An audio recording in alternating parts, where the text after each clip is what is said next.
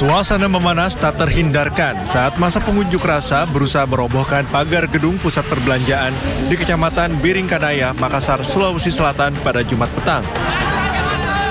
Setelah menerobos masuk, masa pengunjuk rasa mengejar dua petugas keamanan gedung. Beruntung emosi massa berhasil diredam. Namun situasi kembali menegangkan ketika pengunjuk rasa membakar ban bekas.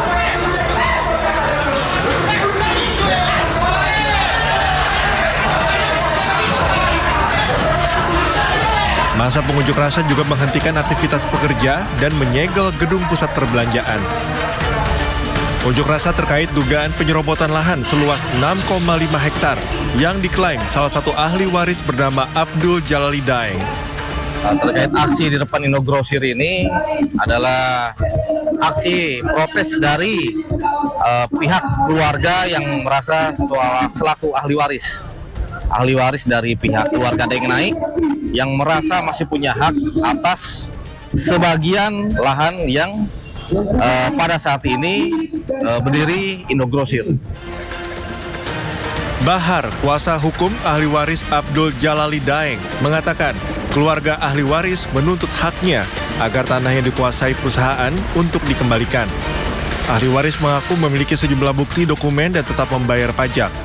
Diketahui sengketa lahan antara ahli waris dengan pihak perusahaan ini sudah berlangsung beberapa tahun terakhir. Dari Makassar, Sulawesi Selatan, Wahyu Ruslan, iNews melaporkan. Pemirsa Sindo Today, kita awal dengan informasi terkait dengan kebakaran hebat melanda sebuah bangunan barak kayu 6 pintu di Kabupaten Seruan, Kalimantan Tengah. Seorang penghuni barak tewas dalam peristiwa tersebut.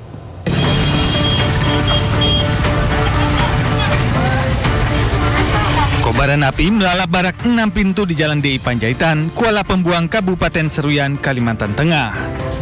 Api dengan cepat menghanguskan seluruh bangunan berikut barang-barang di dalamnya, termasuk sejumlah motor. Tim pemadam kebakaran bersama warga berusaha memadamkan api agar tidak merembet ke bangunan lainnya. Usai api padam, petugas damkar mendapati jasad Sri, 54 tahun, seorang penghuni barak. Diduga korban mengalami kelumpuhan sehingga tidak bisa menyelamatkan diri. Jasad korban kemudian dievakuasi petugas ke Rumah Sakit Kuala Pembuang, Kabupaten Seruyan, Kalimantan Tengah. Jadi pada saat kejadian kan dari pemadam kita sudah, walaupun jadi di tempat kebakaran tapi bisa terbendung ke kiri kanan. Kemudian berdasarkan data lalu kita kalkulasi, kita sampaikan bantuan. Sementara penyebab kebakaran masih dalam penyelidikan polisi. Dari Seruyan, Kalimantan Tengah, Ade Sata, iNews melaporkan. Diduga mengalami korsleting listrik, gudang penyimpanan perabotan rumah tangga terbakar. Petugas sempat mengalami kesulitan untuk memadamkan kobaran api karena banyak material bahan plastik yang terbakar dan akses yang sulit dijangkau. Ya Allah, habis kebakaran. Mas Haji, Allah, bantu Mas Haji. Kebakaran terjadi di Jalan Cempaka 3, Kelurahan Tanjung Senang, Bandar Lampung. Bangunan rumah yang dijadikan gudang toko grosir perabotan rumah tangga hangus. Seisi gudang pun ludes terbakar. Kobaran api diduga berasal dari sebuah dinamo pengisi bantal yang tiba-tiba mengeluarkan percikan api. Akibat banyaknya material yang mudah terbakar mengakibatkan api cepat membesar.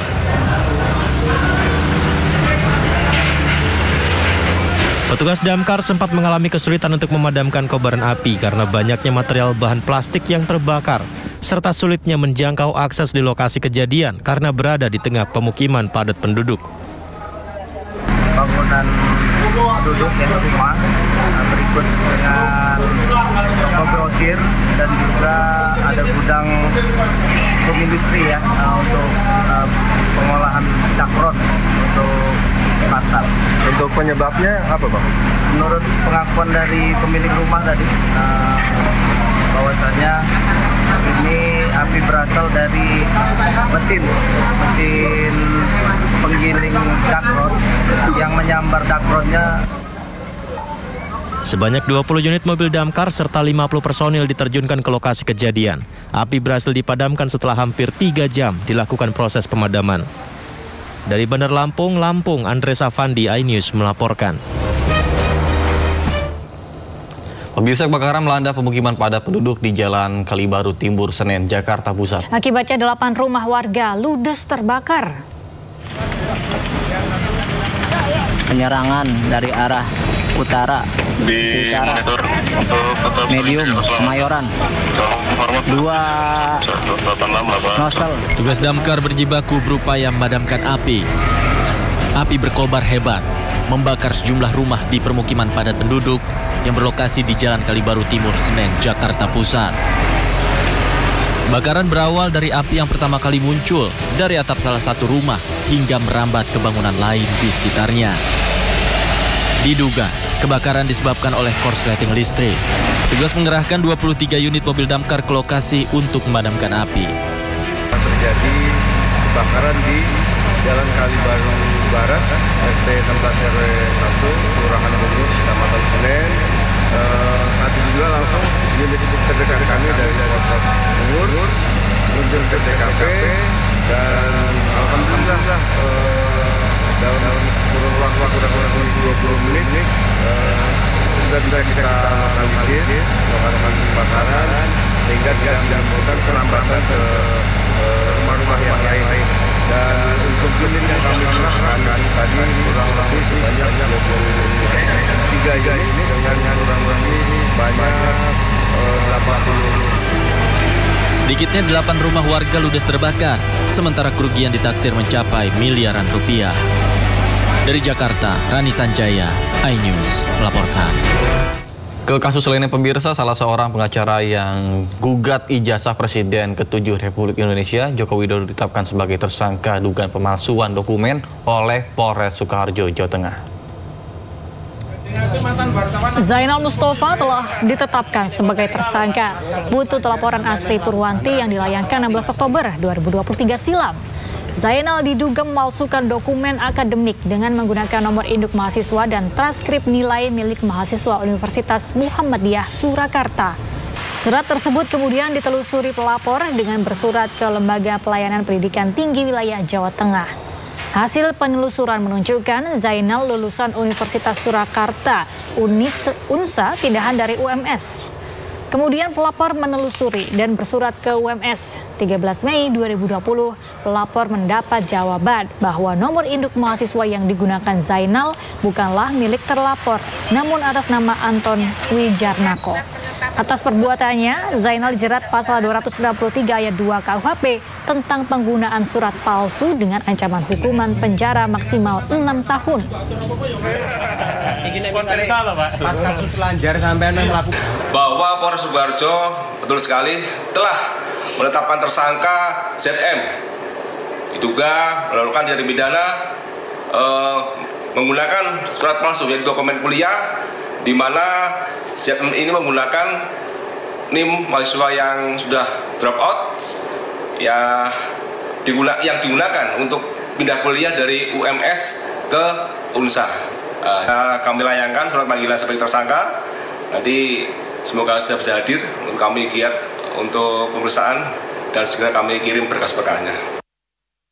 Saya selanjutnya tentunya saya akan meminta penyidik jajaran Polres Sukoharjo segera memeriksa oknum tersebut, dan karena ancamannya di atas 5 tahun ya mohon diamankan biar tidak ada korban-korban lain lagi dan tidak berulah terus gitu loh Mas, seperti itu. Pemirsa, Gunung Marapi yang terletak di Kabupaten Tanah Datar dan Agam, Sumatera Barat kembali erupsi pada Jumat petang. Erupsi pertama terjadi pada pukul 15:13 waktu Indonesia Barat, melontarkan abu vulkanik setinggi 800 meter. Hanya berselang 1,5 jam pada pukul 16:41 waktu Indonesia Barat, Gunung Marapi meletus kembali dengan melontarkan abu setinggi 350 meter. Erupsi yang diikuti hembusan terus-menerus mengakibatkan hujan abu yang cukup tebal melanda daerah Salimpaung, Kabupaten Tanah Datar. Saat ini Marapi berstatus waspada atau berada pada level 2. Warga dilarang beraktivitas dalam radius 3 km dari puncak Gunung Marapi. Sementara di Flores Timur, Nusa Tenggara Timur, Gunung Lewotobi laki-laki juga beberapa kali erupsi sepanjang Jumat dini hari hingga pagi. Erupsi terbesar tercatat pada pukul 2.09 waktu Indonesia Timur dengan tinggi kolom abu letusan mencapai 3.500 meter di atas puncak atau sekitar 5.084 di atas permukaan laut. Erupsi terekam di seismograf dengan amplitudo maksimum 47,3 mm dan durasi 102 detik. Masyarakat pun diminta tenang dan mengikuti arahan dari Pemda setempat, serta dihimbau memakai masker untuk menghindari bahaya abu vulkanik. Bahkan saat ini status Gunung Lewotobi laki-laki berada pada status level 3 atau siaga.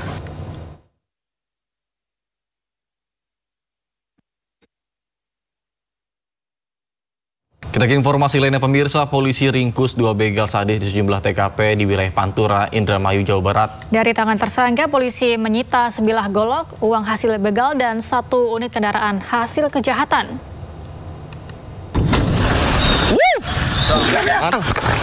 Ini goloknya. Siap. Oke, siap. Masuk, ambil borgol. Iki borgol ke. 2 begal sadis dibekuk polisi di Indramayu, Jawa Barat. Dari ketiga pelaku, 2 diantaranya terpaksa dihadiahi timah panas lantaran berusaha kabur dan melawan petugas saat akan diamankan. Pelaku mengakui perbuatannya dengan cara membuntuti korbannya dan pelaku kemudian memepet di tempat sepi dengan todongan senjata tajam. Korban yang ketakutan pun akhirnya pasrah menyerahkan sepeda motornya lantaran takut ditodong golok. Bahkan tak segan-segan pelaku melukai korban jika sepeda motor tak diberikan. Polisi juga menyita ponsel, STNK, dan 1 unit sepeda motor jenis Matic hasil kejahatan, uang tunai sebesar 1,2 juta rupiah, dan petugas juga menyita sebilah golok yang digunakan pelaku untuk melancarkan aksi perampasan sepeda motor tersebut. Saat ini kami telah berhasil mengamankan 2 pelaku pencurian dan kekerasan dan 1 orang pelaku penadah. Ini keduanya residivis atau gimana, Pak? Menurut data yang kita dapat bahwa yang merupakan residivis ada 1 orang, yaitu pelaku yang melakukan penadahan, pernah menjalani hukuman pidana pada tahun 2018 terkait dugaan tindak pidana pencurian dengan keberatan. Saat ini polisi juga masih memburu 3 pelaku lainnya yang melarikan diri guna mempertanggungjawabkan perbuatannya. Dari Indramayu, Jawa Barat, To Iskandar, iNews melaporkan. Diduga melakukan pencabulan dan persetubuhan terhadap puluhan santri, pimpinan salah satu pondok pesantren di Kecamatan Gunung Sari, Lombok Barat ditahan polisi.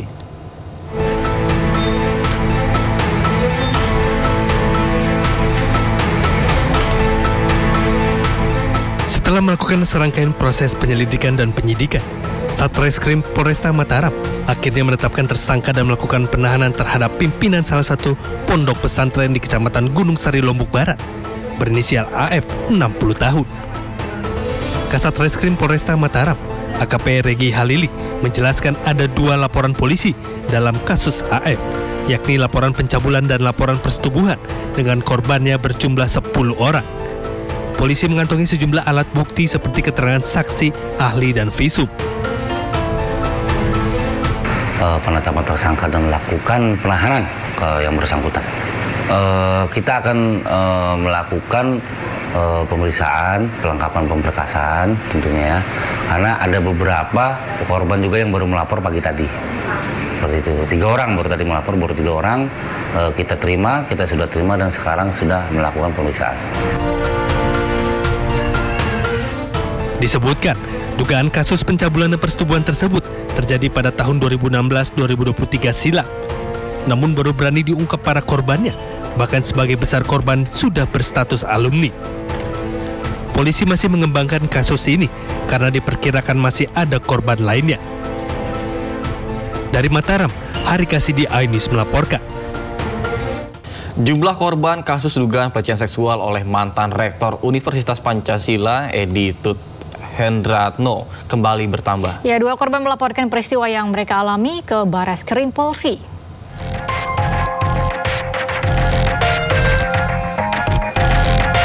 Kedua korban kasus dugaan pelecehan seksual oleh mantan Rektor Universitas Pancasila datang didampingi kuasa hukumnya di gedung Bareskrim Polri Jakarta Selatan. Mereka tidak hanya membuat laporan, tetapi juga berkonsultasi langsung dengan Direktorat PPA dan PPO Polri. Menurut kuasa hukum korban, peristiwa yang dilaporkan kliennya mencakup pelecehan verbal yang terjadi di salah satu mal serta pelecehan fisik yang terjadi di Jakarta Selatan pada tahun 2019 silam. Kedua korban yang melaporkan kali ini bukanlah pegawai Universitas Pancasila, melainkan pegawai swasta. Selain memberikan keterangan, para korban juga menyerahkan sejumlah bukti seperti rekaman CCTV dan pesan teks yang menguatkan laporan mereka. Nah, memang di awal kita sudah sampaikan bahwa ada 9 korban. Dan dari 9 itu kan baru 2 yang melapor, sekarang sudah ada 2 lagi. Jadi mudah-mudahan dengan tambahnya korban ini, penyidik Polda itu bisa yakin gitu bahwa ya memang benar, ini memang peristiwa pidana dan dapat segera menentukan siapa tersangkanya. Yang tentu ya kami yakin tersangkanya adalah ET. Keterangan yang ahli berikan itu masih kurang tegas soal itu. Oleh sebab itu dari Mabes Polri dalam hal ini PPA itu sudah melakukan asistensi supaya ada penegasan lagi agar mereka lebih yakin gitu. Lebih yakin bahwa ini suatu peristiwa pidana dan dapat menentukan segera. Proses selanjutnya kami sudah melakukan penyampaian terhadap PPA Pares dari Mabes bahwa setelah ini kami akan mengajukan permohonan gelar khusus di Mabes Polri agar perkara ini dapat duduk sebagaimana mestinya. Karena yang kami lihat dan kami curigai bahwa ada sesuatu yang tidak benar dengan PMJ. Sebelumnya mantan Rektor Universitas Pancasila Edi Tut Hendratno dilaporkan terkait dugaan pelecehan seksual terhadap mantan stafnya RZ dan DF. Polisi telah meningkatkan status perkara dugaan pelecehan seksual tersebut ke tahap penyidikan, namun polisi belum menetapkan Edi sebagai tersangka. Dari Jakarta, Rizky Falupi, iNews melaporkan. Pemirsa, Pengadilan Tipikor Jakarta Pusat kembali menggelar sidang lanjutan kasus dugaan korupsi pergantian antar waktu anggota DPR Harun Masiku dengan terdakwa Hasto Kristianto. Jaksa penuntut umum menghadirkan 3 saksi yakni Ilham Yulianto yang merupakan supir pribadi Saiful Bahri, staf DPP PDIP Patrick Gerard, staf Wahyu Setiawan Rahmat Tony Daya. Hasto Kristianto didakwa menyuap ex-komisioner KPU Wahyu Setiawan bersama advokat Doni Tri Istiqomah, kader PDIP Saiful Bahri dan buronan Harun Masiku. Uang yang diberikan yang dimaksudkan agar Harun Masiku bisa mendapatkan kursi sebagai anggota DPR lewat jalur PAW. Selain itu, Hasto juga didakwa melakukan perintangan penyidikan. Salah satu tuduhan terhadapnya yakni memerintahkan Harun dan stafnya Kusnadi untuk merusak ponsel. Pertanyaannya gini, Pak Ilham, ini saya bacakan lagi ya. Sementara kuasa hukum Hasto Kristianto, Roni Talapesi menantang jaksa penuntut umum untuk menampilkan rekaman CCTV yang berada di salah satu ruang tunggu di gedung KPU. Permintaan itu disampaikan setelah salah satu saksi yang menyebutkan Hasto pernah datang ke ruangan Wahyu Setiawan. Namun Roni menjelaskan kedatangan Hasto menemui Wahyu tidak sendiri dan untuk keperluan proses perhitungan suara Pilpres. Selain itu, tim kuasa hukum Hasto kembali menegaskan kasus yang menyeret Sekjen PDIP Hasto Kristianto merupakan kasus lama yang sudah inkrah dan didaur ulang. Setelah Pak Ilham baca, ada penambahan atau?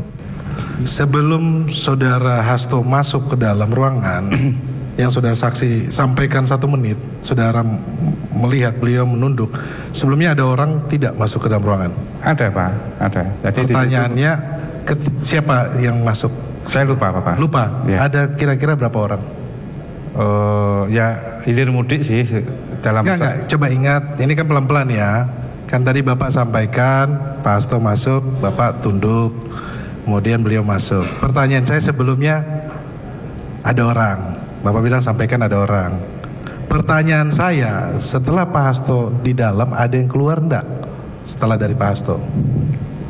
Jadi ya ada yang masuk, ada yang keluar, mungkin setelah selesai ngerokok, ngopi, keluar, itu hal seperti itu, Pak. Berarti di dalam ruangan itu ramai. Iya. Artinya yang saudara lihat lalu lintas orang bolak-balik pasti ramai di dalam. Iya. Betul. Ya. Ini sesuai dengan putusan 2020 perkara nomor 28 halaman 84. Siap.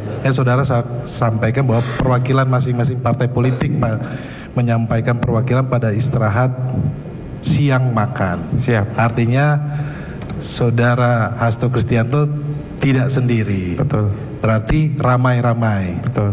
Artinya juga pun saya pertegas lagi, saudara tidak mendengar apa yang menjadi pembicaraan di dalam.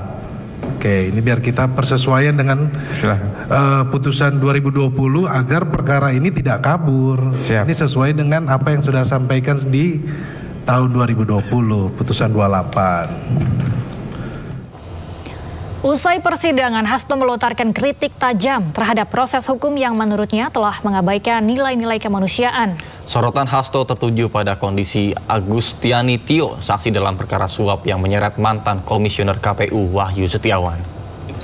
Meskipun persidangan hari ini berjalan lancar, tetapi tadi malam jujur saja saya sulit tidur karena memikirkan persidangan sebelumnya, di mana setelah kami berjuang sebelum ditahan oleh KPK pada hari Selasa tanggal 17 Februari, kami saat itu mengadakan konferensi pers agar KPK juga membuka ruang kemanusiaan terhadap saudara Agustiani Tio yang menderita sakit kanker untuk dapat melanjutkan pengobatannya di Guangzhou.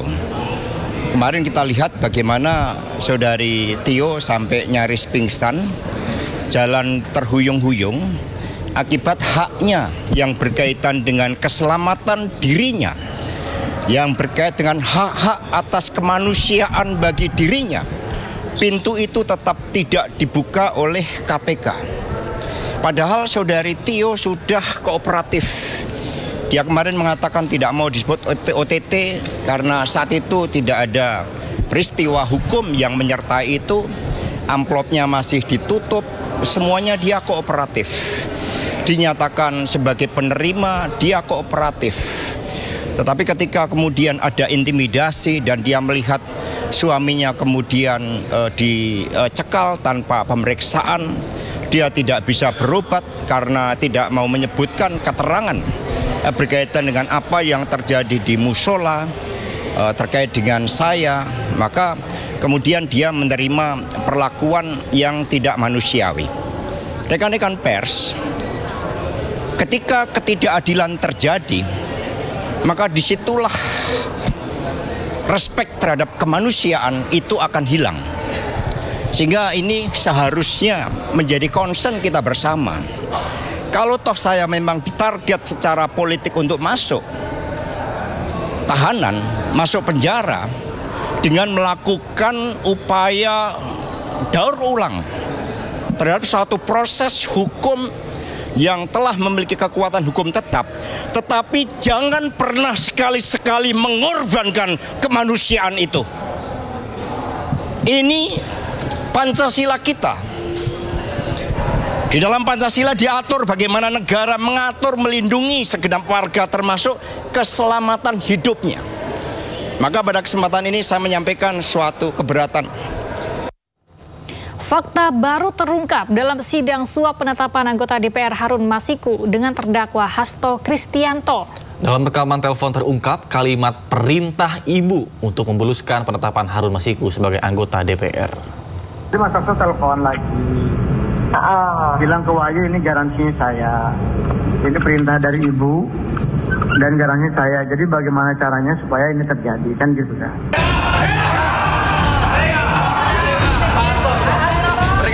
Sejumlah fakta baru terungkap dalam sidang yang dihadiri saksi anggota Bawaslu RI Agustiani dengan mantan kader PDIP Saiful Bahri. Dalam bukti rekaman telepon antara Agustiani dan Saiful Bahri terungkap kata perintah ibu dan garansi saya. Melalui telepon, Saiful menyebut adanya pesan dari Hasto soal ada perintah dari ibu dan siap menjadi garansi dalam proses PAW untuk meloloskan Harun Masiku. Tadi Mas Hasto telepon lagi. Bilang ke Wahyu ini garansinya saya. Ini perintah dari ibu dan garansi saya. Jadi bagaimana caranya supaya ini terjadi, kan gitu kan? Itu yang pertama. Yang kedua, besok kan pleno tuh KPU. Nah, sebelum pleno bisa nggak sebelum pleno itu ketemu Doni dulu biar dipaparin hukumnya. Terus kemudian yang kedua, Mbak Tio udah ketemu belum sama tim hukumnya? Itu siapa? Asik.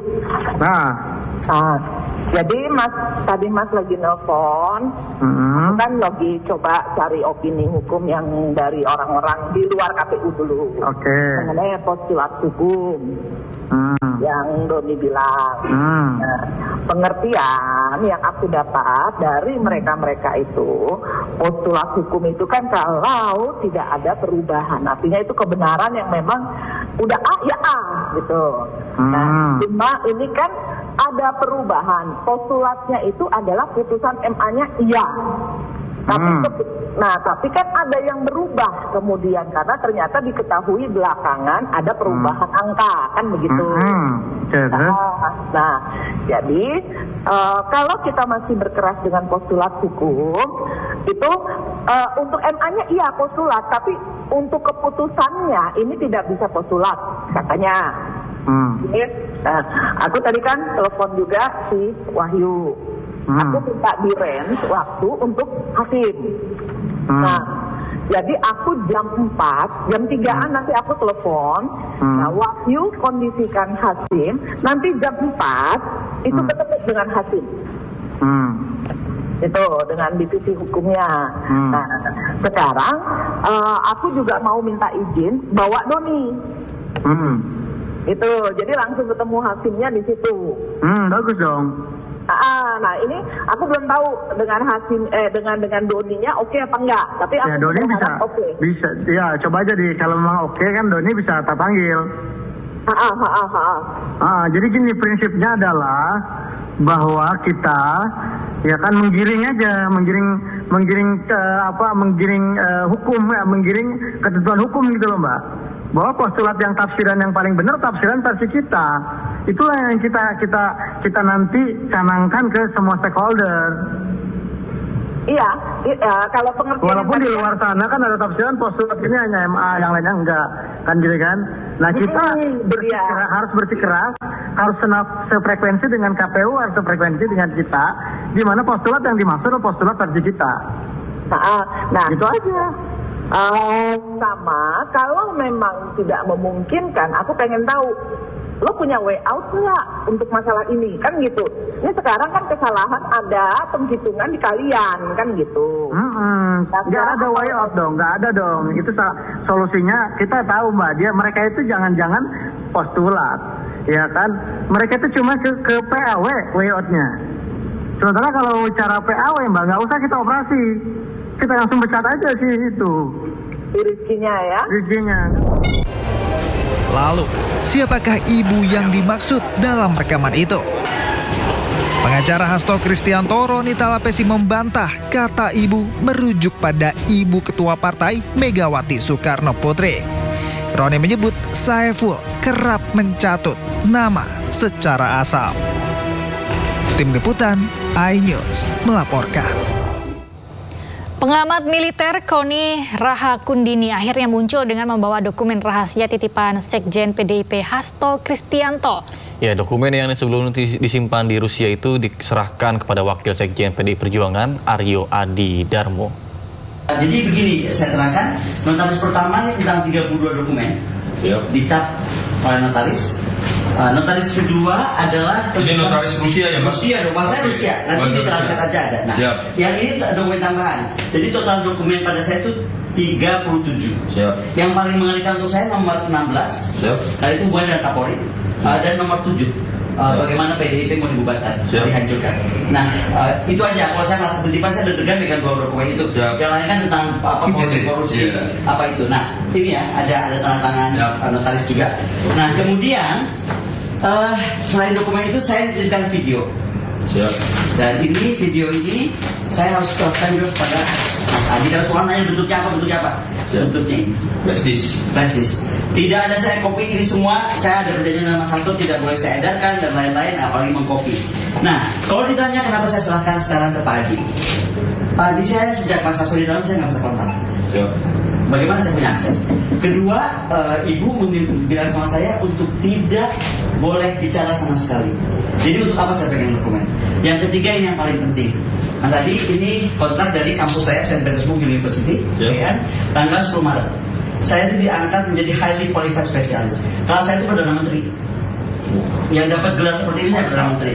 Nah, ini ditandatangani oleh saya, ya, dan kontrak saya di Rusia sampai 26 Februari 2028. Ini kampus apa Mbak namanya? St. Petersburg State University. Ini langsung di bawah Kremlin. Ini capnya, ini penantangannya.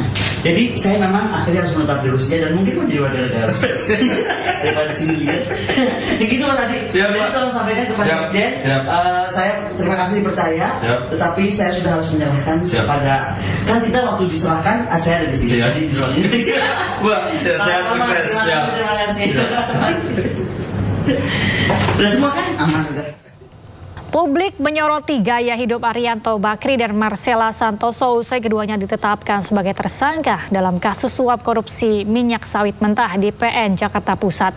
Kedua pengacara yang diduga memberi suap 60 miliar ini kerap memamerkan kehidupan mewahnya di media sosial. Jakarta keren untuk Garden FM apabila mampu.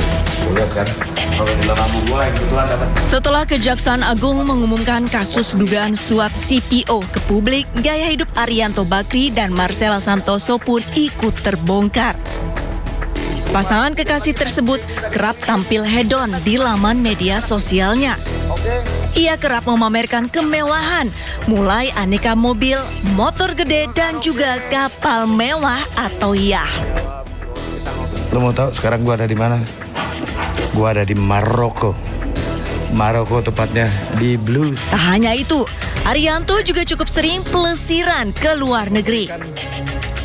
Tak hanya Maroko, namun juga Jepang, Belanda, dan Amerika Serikat. Arianto bahkan memposting kegiatan ekspedisi Antartika bersama National Geographic. Kalau dia ini itu bukan prostitusi, ingat. Itu lu mesti selalu ingat, oke? Gue rekomen Gadun itu ada pejabat, ada pengusaha. Majuan nggak? Tapi suara gue nggak kedengeran. Oke? Gue lebih rekomen lo cari pejabat. Tak hanya dikenal sebagai advokat, Arianto Bakri juga dikenal karena konten-kontennya yang bertajuk Jakarta Keren untuk Gadun FM. Konten tersebut menampilkan kehidupan mewah hingga pembahasan soal ani-ani. Di Instagram, Arianto memiliki lebih dari 46.000 pengikut. Sementara di TikTok, Arianto Bakri memiliki hampir 146.000 pengikut. Sementara Marcella Santoso, sebelum menangani kasus dugaan korupsi minyak mentah, ia telah menjadi pengacara Harvey Muiz terkait kasus korupsi pengelolaan Tata Niaga Timah. Arianto Bakri dan Marcella Santoso ditetapkan sebagai tersangka pemberi suap sebesar 60 miliar. Keduanya merupakan pengacara dari terdakwa korporasi yang divonis lepas atau onslaught. Selain kedua advokat ini, Kejagung juga menetapkan 6 orang lain sebagai tersangka, yaitu 4 hakim, 1 panitera muda, dan 1 orang dari Wilmar Group.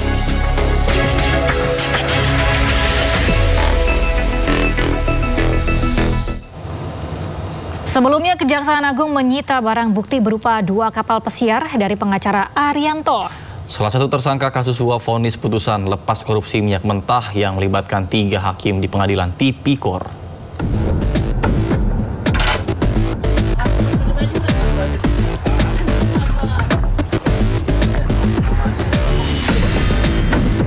Dua buah kapal pesiar milik salah satu tersangka kasus suap vonis putusan lepas korupsi minyak mentah bernama Arianto disita penyidik Jampitsus Kejaksaan Agung di Jalan Dermaga Marin, Pademangan, Jakarta Utara.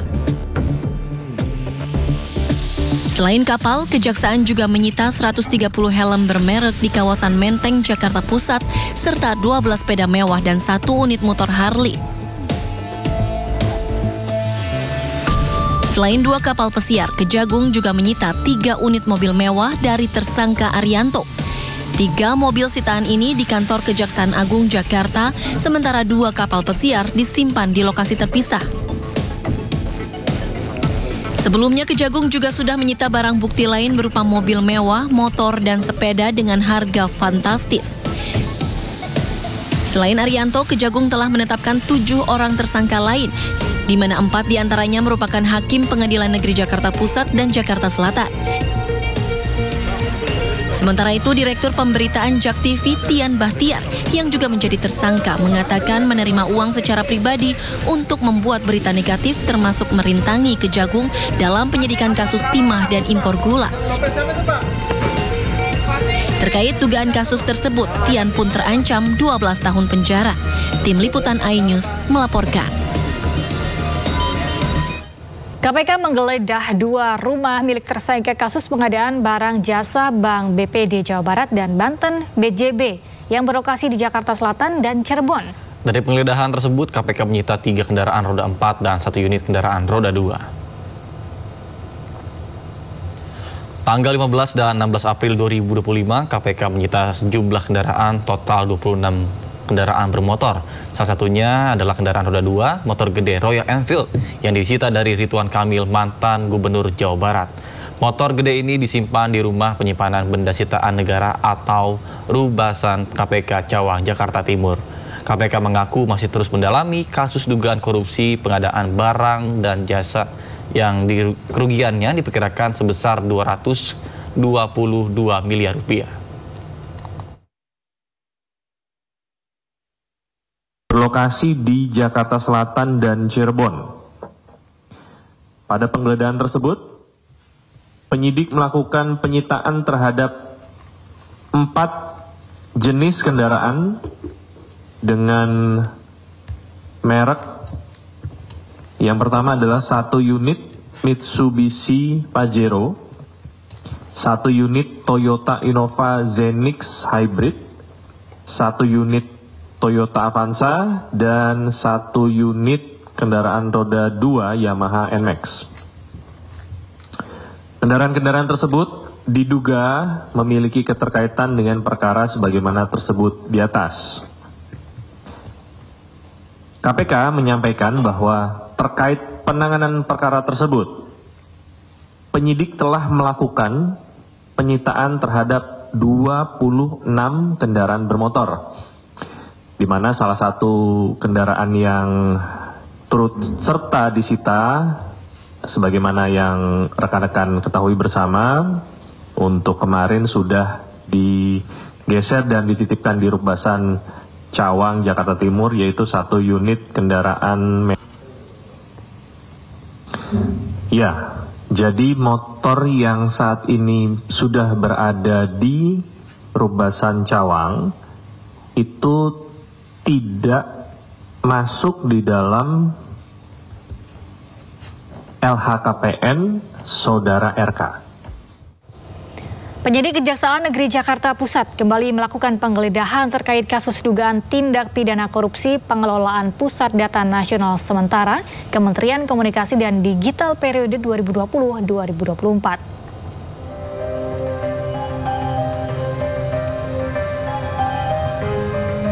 Kepala Kejaksaan Negeri Jakarta Pusat, Safrianto Zuriat Putra, mengatakan penggeledahan dilakukan di wilayah Tangerang Selatan, Jakarta Timur, dan Jakarta Selatan. Dari penggeledahan ini, penyidik menyita sejumlah dokumen yang berkaitan dengan pengadaan PDNS. Ada barang bukti elektronik yang disita guna penghitungan kerugian negara dan pembuktian di persidangan. Bukti-bukti yang disita masih akan dianalisa penyidik. Hingga saat ini, pemeriksaan saksi terkait dengan kasus ini telah mencapai 70 orang. Namun, penyidik masih akan memeriksa sejumlah saksi lagi. Dalam waktu dekat, penyidik Jari Jakpus akan melakukan gelar perkara untuk menetapkan tersangka. Penetapan dilakukan setelah pemeriksaan saksi tambahan dan analisa barang bukti sitaan selesai.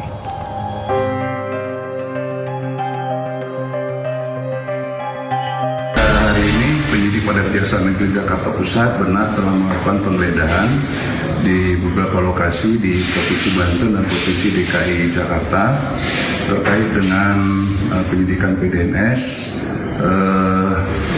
di lokasi BDX Center, kemudian di kantor pusat PTAL, di gudang PTAL, di warehouse PTAL. Ini merupakan rangkaian penggeledahan lanjutan terhadap penggeledahan yang sudah dilakukan beberapa waktu yang lalu, di mana penyidik memandang perlu untuk melakukan penggeledahan di 5 lokasi tersebut untuk kembali menambah barang bukti dan alat bukti supaya penyidikan ini semakin kuat. Sampai saat ini saksi yang sudah diperiksa oleh penyidik itu sebanyak 70 orang saksi, dan penyidik masih terus melakukan pemeriksaan saksi tambahan. Di samping itu juga penyidik telah melakukan pemeriksaan beberapa orang ahli. Terkait dengan tersangka, penyidik belum menetapkan tersangka, tapi penyidik telah mengantongi beberapa nama sebagai calon tersangka. Tiba waktunya nanti penyidik akan menetapkan tersangka tersebut, calon tersangka tersebut menjadi tersangka, dan akan menyampaikannya kepada publik atau kepada masyarakat. Pemirsa, polisi menangguhkan penahanan Kepala Desa Kohot Arsin bin Asip bersama 3 tersangka kasus pagar laut Tangerang. Penangguhan penahanan tersebut berkaitan dengan masa penahanan yang sudah habis.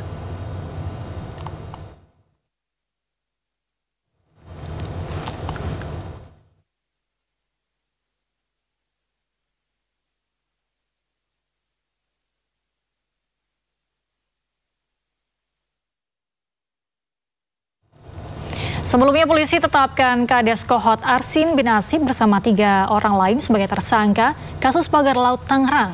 Para tersangka diduga memasukkan dokumen untuk penerbitan sertifikat pagar laut.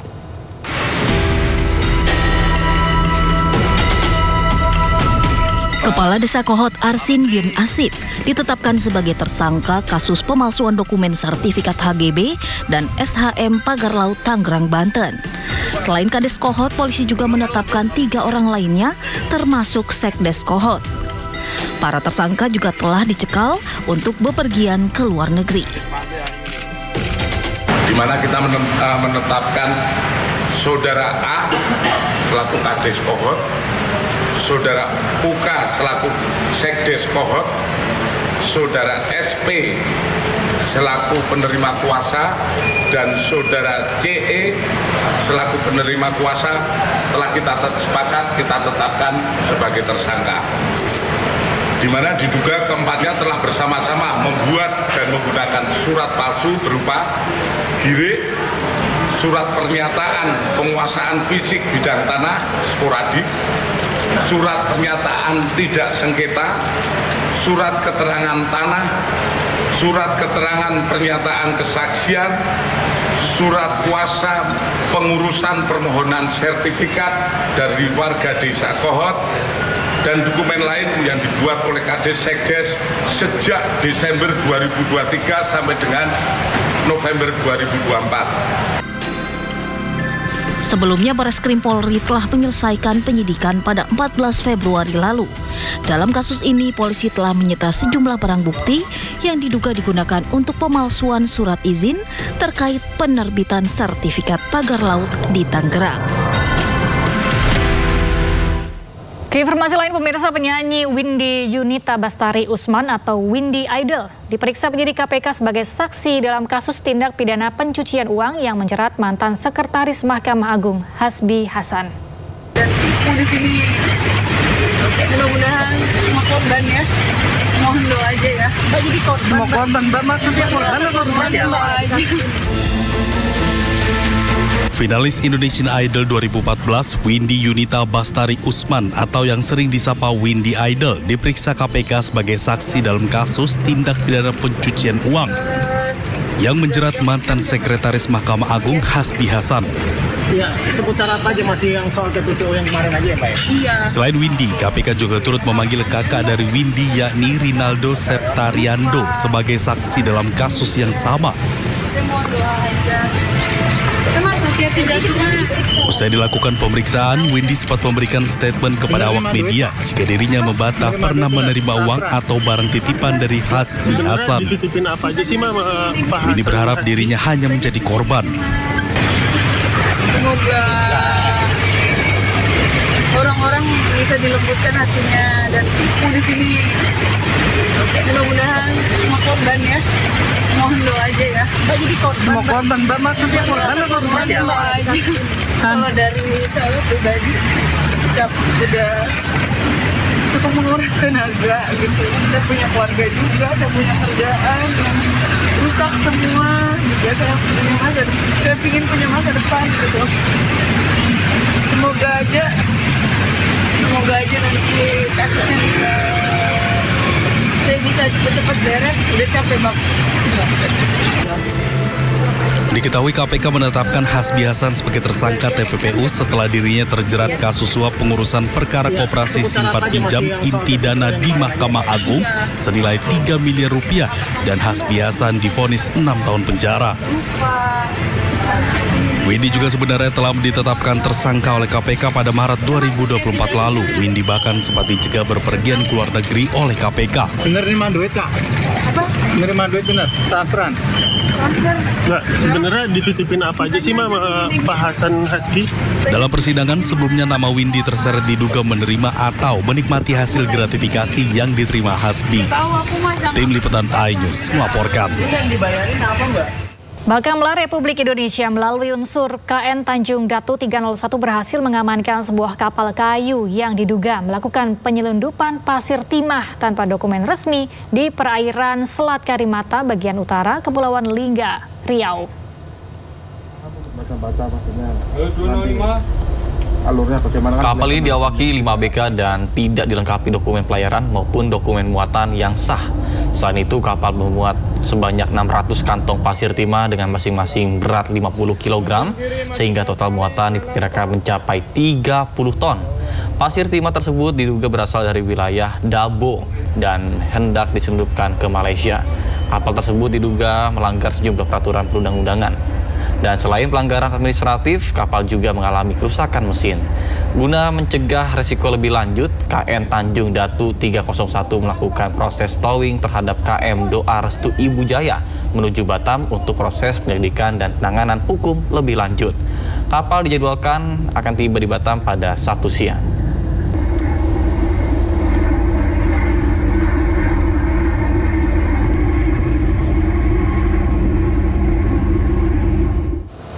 Menteri Agama Nasaruddin Umar mengaku akan menelusuri lebih lanjut terkait sebuah perusahaan di Surabaya yang memotong gaji karyawannya karena menjalankan ibadah sholat Jumat lebih dari 20 menit. Sebelumnya perusahaan tersebut juga diduga melakukan pelanggaran karena menahan puluhan ijazah karyawannya.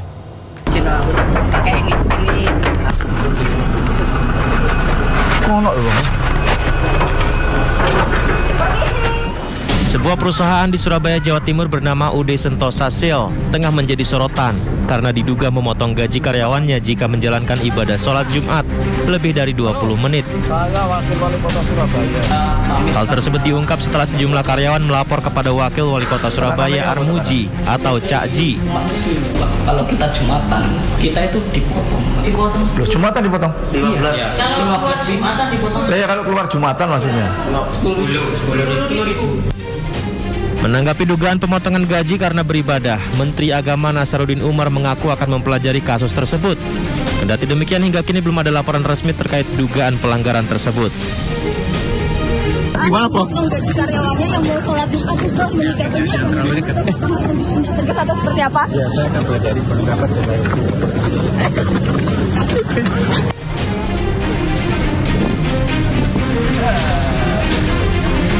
Selain memotong gaji karyawan karena ibadah sholat Jumat, perusahaan UD Sentosa Sil milik Jan Huadiana juga diduga melakukan pelanggaran dengan menahan puluhan ijazah karyawannya.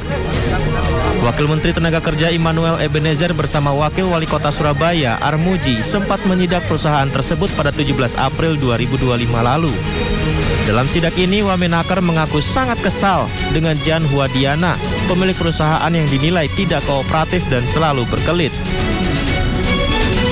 pikir Pak Wali aja yang tidak dihargai, ternyata saya juga tidak dihargai. Nah ini pelajaran untuk industrial yang lain juga. Jangan pernah menahan dan namanya ijazah pekerja itu pelanggaran hukum. Nggak ngakuin. Bulat. Dengan Veronica saling tembak. Kita tanya Bu Veronica kenal nggak? Udah resign. Nggak taunya ternyata kita temen ada di samping lagi kerja. Dia bilang itu cuma main doang loh. Ini kantor, ini tempat bekerja, ini gudang, bukan tempat bermain. Jadi banyak hal-hal yang janggal lah. Buntut penahanan ijazah, Wali Kota Surabaya bersama Kapolres Pelabuhan Tanjung Perak Surabaya dan Dinas Perindustrian dan Tenaga Kerja Kota Surabaya menyegel UD Sentosa Sil pada 22 April lalu. Penyegelan tersebut menindaklanjuti hasil pengecekan petugas yang tidak menemukan data nomor induk berusaha atau NIB serta tanda daftar gudang atau TDG. Dari Surabaya, Jawa Timur, Nur Syafi'i, iNews melaporkan. Sebelumnya, Wakil Wali Kota Surabaya, Armuji, sempat mendatangi perusahaan Sentosa Sil di Surabaya yang diduga menahan ijazah karyawannya. Bukan yang mendapatkan klarifikasi, pemilik perusahaan justru menyebut Armuji penipu dan melaporkan Armuji ke polisi atas tuduhan pencemaran nama baik.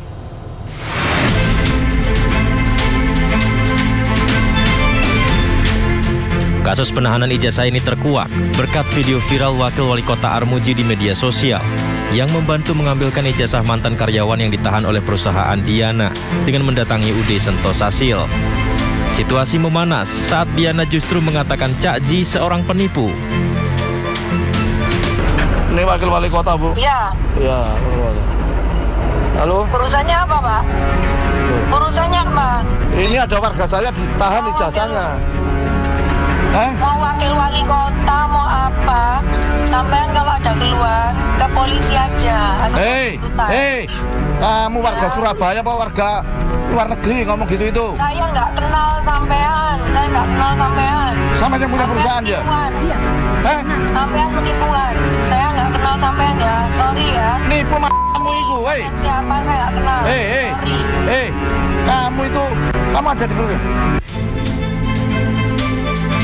Selain menyebut Armuji sebagai penipu, Diana juga melaporkan Armuji ke Polda Jatim atas kasus pencemaran nama baik karena membuat konten mendatangi tempat usaha pelapor yang diduga menahan ijazah karyawannya hingga konten tersebut viral.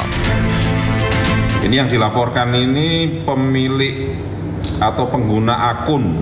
Ini akun Instagram, TikTok, YouTube. Di sini atas nama Cak Armuji atau dengan link. Ini ada beberapa link yang memang rekan-rekan bisa lihat di sini. Ini ada link YouTube, ada link TikTok dan Instagram.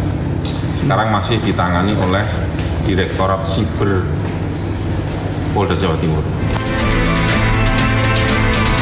Menghindari konflik terus berlanjut, Diana akhirnya mendatangi rumah dinas Wakil Wali Kota Surabaya Armuji. Dalam pertemuan tersebut, Diana meminta maaf secara langsung kepada Armuji. Menurutnya perkara ini timbul karena kesalahpahaman, sementara Armuji yang sebelumnya akan melaporkan balik mengaku tak akan melayangkan laporan balik.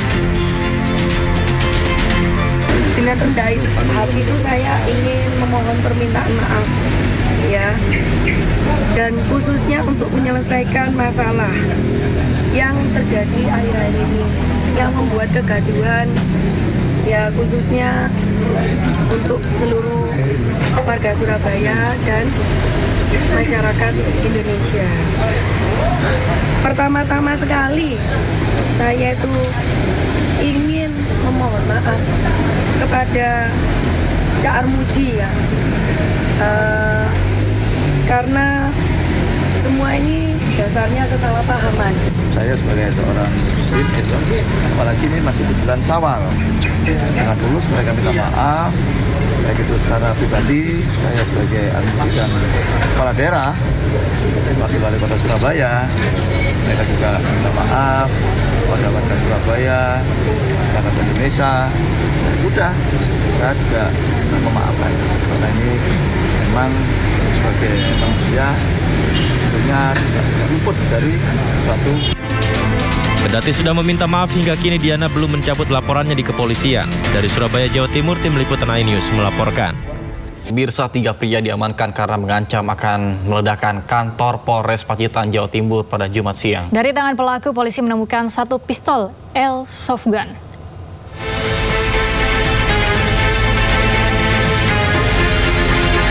Ketegangan terjadi di Mapolres Pacitan Jumat siang.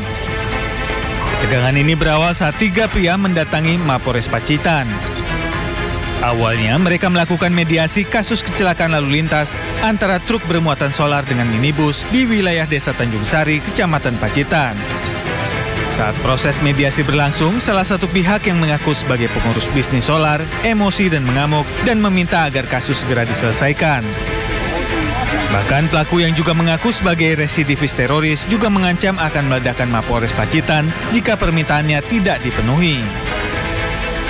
Menanggapi ancaman serius, petugas langsung mengamankan ketiga pelaku. Saat penggeledahan ditemukan satu pucuk pistol jenis airsoft gun yang disimpan di dalam tas salah satu pelaku. Jihandak Brimob Polda Jatim didatangkan untuk memeriksa mobil pelaku, namun tidak ditemukan adanya peledak. Dari Pacitan, Jawa Timur, Ahmad Subeki, iNews melaporkan.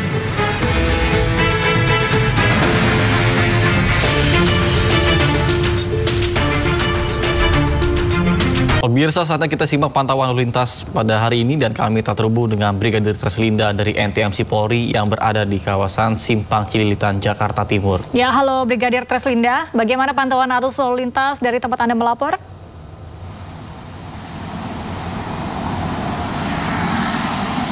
Ya baik, terima kasih Galuh dan Nata di studio pemirsa. Pada pagi hari ini di aktivitas akhir pekan, kendaraan dari arah Keramat Jati yang akan mengarah ke arah Cawang dan juga ke arah kota Jakarta dalam keadaan ramai lancar, perlambatan kecepatan kendaraan dalam keadaan ramai lancar, di mana dominasi kendaraan pada pagi hari ini juga didominasi dengan kendaraan roda 4 dan juga roda 2.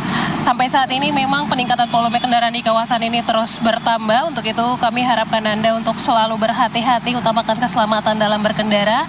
Kemudian di arah sebaliknya dari arah Cawang yang akan mengarah ke arah Keramat Jati pada pagi hari ini masih dalam keadaan ramai lancar.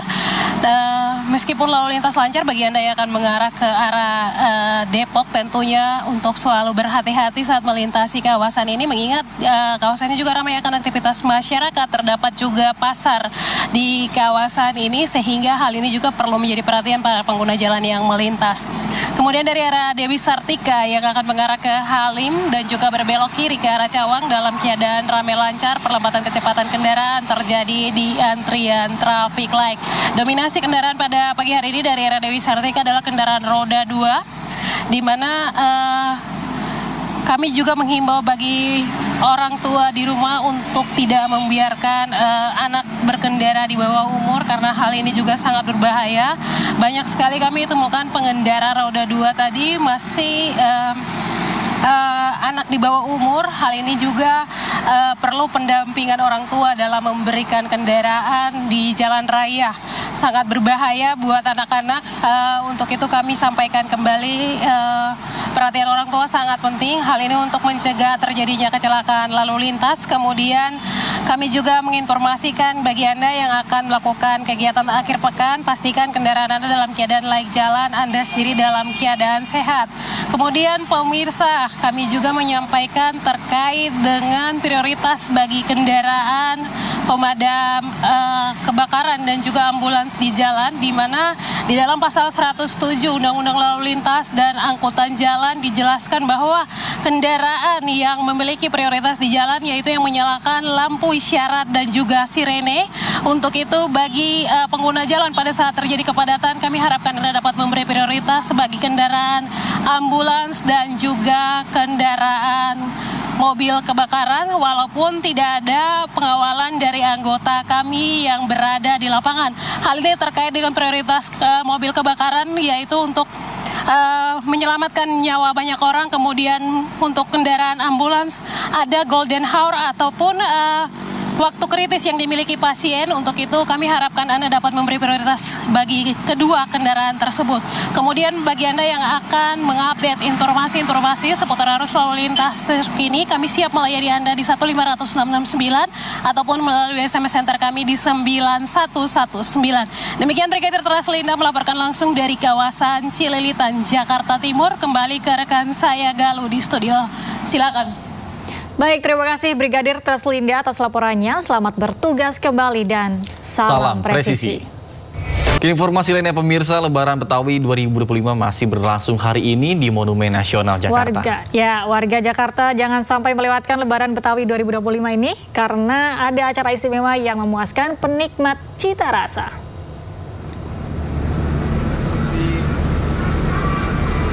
Pemerintah Provinsi Jakarta menggelar Lebaran Betawi 2025 di Monas, Jakarta Pusat pada 25 hingga 27 April 2025. Lebaran Betawi merupakan tradisi tahunan sekaligus momen silaturahmi bagi masyarakat Betawi di Jakarta. Para pengunjung dapat menikmati acara yang bertabur aneka atraksi seni dan budaya termasuk makanan khas Betawi.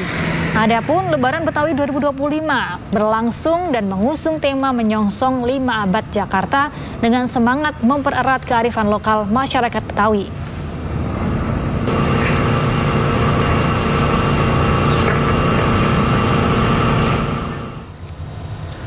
Pemirsa, untuk mengetahui informasi mengenai suasana Lebaran Betawi di kawasan Monas, Jakarta, kami sudah terhubung dengan rekan Hadisti Arifa. Ya, halo Hadisti, bagaimana kemeriahan Lebaran Betawi di sana? Apa saja agenda hari ini?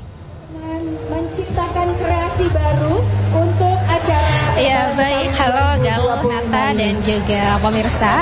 Untuk antusiasme masyarakat yang hadir di gelaran Lebaran Betawi 2025 yang berlangsung di Monas hari ini sudah mulai terlihat. Kalau dari pantauan saya, sejak dari tadi pagi hingga saat ini warga di berbagai daerah di DKI Jakarta ini terus berdatangan. Bahkan untuk saat ini sudah sangat ramai yang hadir, di mana mereka tentunya ini akan menyaksikan atau akan merasakan secara langsung kemeriahan dan juga semarak dari Lebaran Betawi 2025 ini. Nah, selain juga keramaian dari pengunjung, kami juga memantau di sini banyak juga tenan-tenan yang tersedia, yang mana ini menjajakan ataupun juga menyediakan beragam makanan dan juga pernak-pernik khas Betawi. Rata-rata masyarakat atau pengunjung yang datang di sini terlihat mereka bersama keluarga, kemudian juga mengenakan pakaian adat Betawi seperti baju sadaria bagi laki-laki dan kebaya encim bagi perempuan.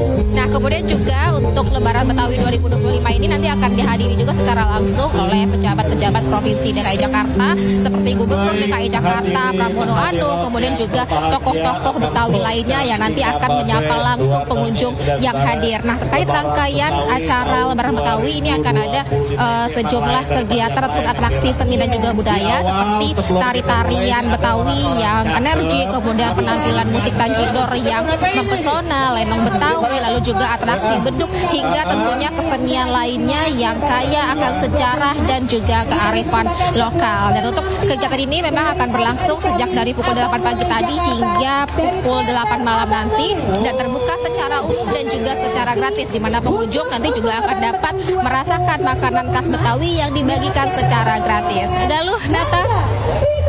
Baik, terima kasih Hadisti Arifa melaporkan langsung dari kawasan Monas, Jakarta. Selamat bertugas kembali dan salam sehat.